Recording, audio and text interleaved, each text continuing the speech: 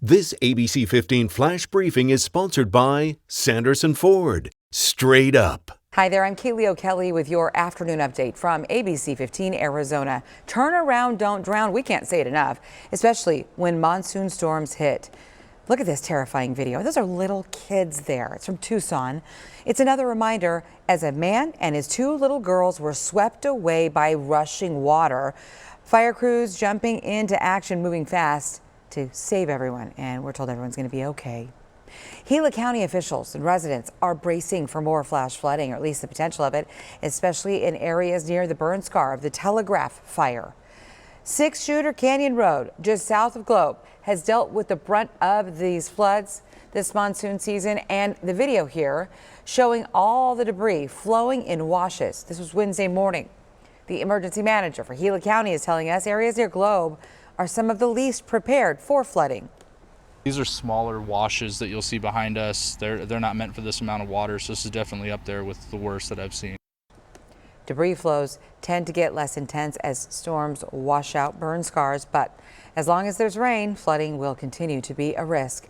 Emergency officials are asking everyone to stay weather aware and sign up for emergency alerts. Dust storms, as we're talking about weather, bringing the potential of valley fever, too. The Arizona Department of Health Services reporting more than 6,000 cases so far this year. In 2020, Arizona breaking records, reporting more than 11,000 cases. But experts say if our monsoon season remains this active, we could give that record a run for its money.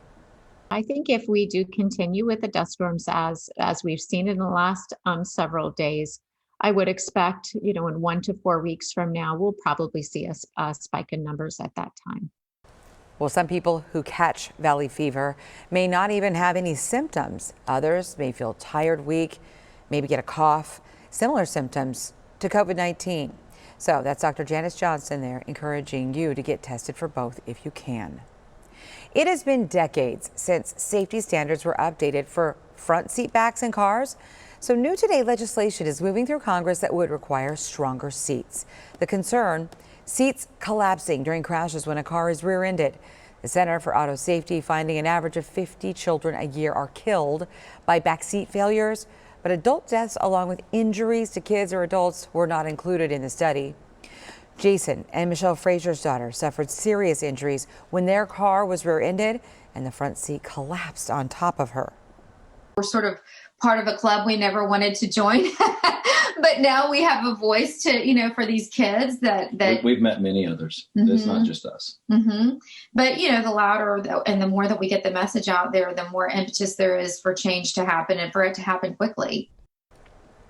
Well, the Modernizing Backseat Safety Act may be included in a larger infrastructure bill, but safety advocates do recommend families put kids in the middle so they're not sitting directly behind either front seat.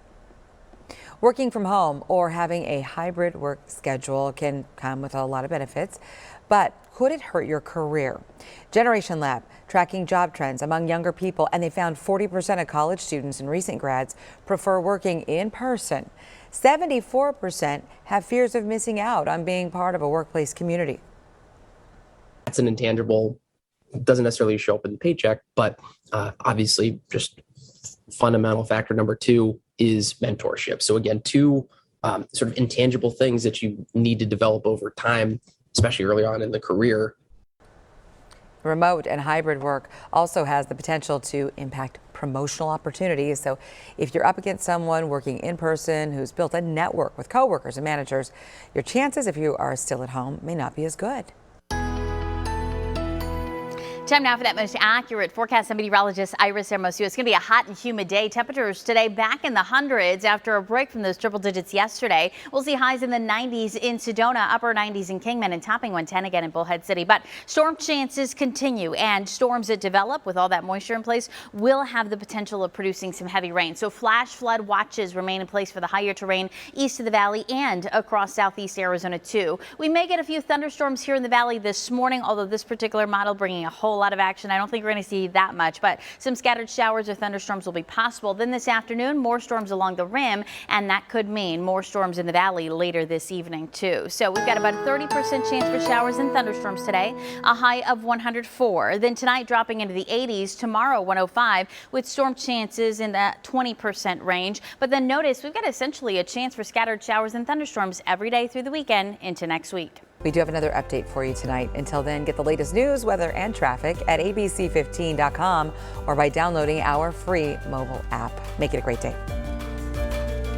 This ABC 15 Flash Briefing is sponsored by Sanderson Ford. Straight up.